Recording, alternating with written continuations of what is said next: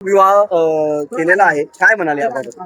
यमुनाई शैक्षणिक सांस्कृतिक महिला मंडळ धुळे संचलित श्री संस्कार मतिमंद मुलींच्या बालगृहात प्रवेशित असलेली बालिका कुमारी बिन्नी, आता विवाहानंतर तिचं नाव आम्ही शिवानी असं ठेवलेलं आहे.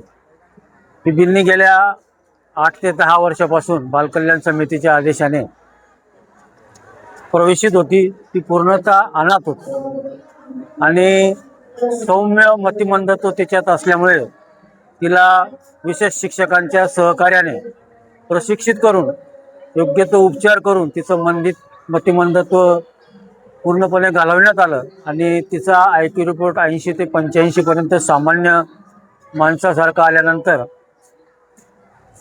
भाऊसाहेब हिरे वैद्यकीय महाविद्यालयातील मानसरोपचार तज्ज्ञ श्री डॉक्टर जीवन पवार सर यांच्या सल्ल्याने तिला तिच्या पुनर्वसनासाठी मुक्त करण्याचा निर्णय घेण्यात आला.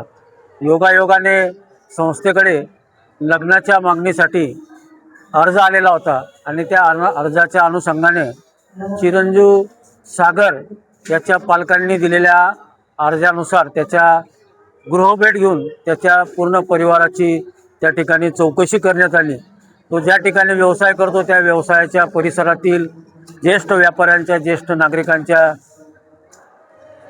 मुलाखतीतनं या सागरबद्दल माहिती मिळाल्यानंतर हा बिन्नीचं पालनपोषण आणि तिचा सांभाळ संरक्षण योग्य ठिकाणी योग्य पद्धतीने करू शकतो याचा लेखाजोखा हा सिद्ध झाल्याने त्याचा विवाह सोहळा आज या ठिकाणी बालकल्याण समिती आणि दिव्यांग सक्षमीकरण विभाग यांच्या परवानगीने या ठिकाणी आज पार पाडण्यात आला. संस्थेच्या दृष्टिकोनातनं आम्हाला एक आज आनंद आहे की एका मुलीचं पुनर्वसन आम्ही कुठल्या तरी कुटुंबात त्या ठिकाणी करू शकलो. जिला आपण अनाथ म्हणतो ती आज सनाथ झाली आणि तिला सौभाग्य प्राप्त झालं.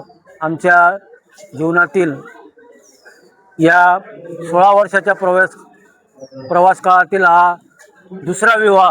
पूर्वी एक विवाह आम्ही संस्थेच्या वतीने अशा मुलीचा त्या ठिकाणी आज ती मुलगी सुखाने संसार करते.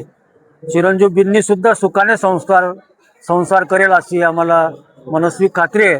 आणि विशेषतः धुळे शहरातील श्री भावेश शाह आणि शीतल शाह या कुटुंबाने तिचं कन्यादानाचं सौभाग्य प्राप्त केलं.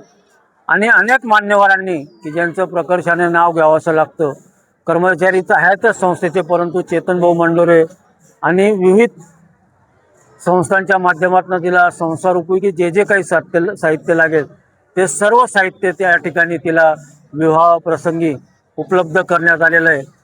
एक खूप आनंदमय सोहळा की जीवनात येऊन काहीतरी मिळाल्याचं समाधान परमेश्वरानं आमच्या नशिबी आज या ठिकाणी टाकलेलं आहे.